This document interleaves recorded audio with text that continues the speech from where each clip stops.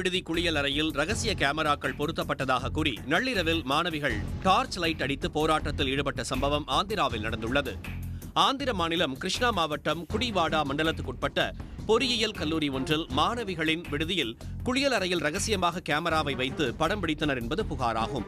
இதனால் அதிர்ச்சி அடைந்து அது குறித்து கல்லூரி நிர்வாகத்திற்கு உடனடியாக தகவல் தெரிவித்தனர். ஆனால் நிர்வாகம் எந்தவித நடவடிக்கையும் எடுக்காததால் மாணவிகள் ஏமாற்றம் அடைந்தனர். கேமரா வைத்தவர்களை உடனடியாக தண்டிக்க வேண்டுமென மாணவிகள் போராட்டத்தில் ஈடுபட்டனர்.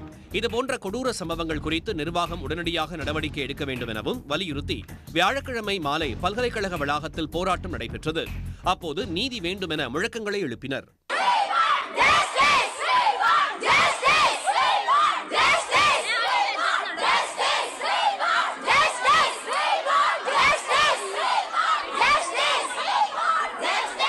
மாணவிகள் போராட்டம் குறித்து வெளியே தெரியாமல் இருக்க பிரதான நுழைவு வாயில்களை கல்லூரி நிர்வாகம் இழுத்து மூடியது.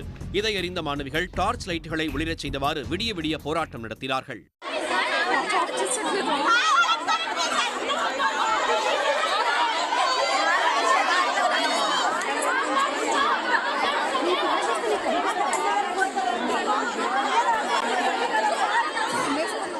இதற்கிடையே குளியல் அறையில் கேமரா வைத்து எடுக்கப்பட்ட வீடியோவை விற்பனை செய்ததாக பிடெக் இறுதியாண்டு படிக்கும் மாணவர் விஜயகுமாரை பிடித்து தாக்க முயன்றனர். இதுகுறித்து தகவல் அறிந்த போலீசார் கல்லூரி விடுதிக்கு வந்தனர். பிடெக் இறுதியாண்டு மாணவர் விஜயகுமாரிடம் போலீசார் விசாரணை நடத்தி அவரிடம் இருந்த லேப்டாப் மற்றும் செல்போனை போலீசார் பறிமுதல் செய்தனர். அதனால் அதிகாலை 3:30 மணி வரை பரபரப்பு ஏற்பட்டது. விஜயகுமாரும் இறுதியாண்டு படிக்கும் மற்றொரு மாணவனும் சேர்ந்து கேமராக்கள் பொருத்தியதாக குற்றம் சாட்டப்பட்டுள்ளது. பெண்கள் விடுதியில் ரகசிய கேமரா கண்டுபிடிக்கப்பட்டது குறித்து மாணவிகள் எக்ஸ் தளத்தில் பதிவிட்டனர்.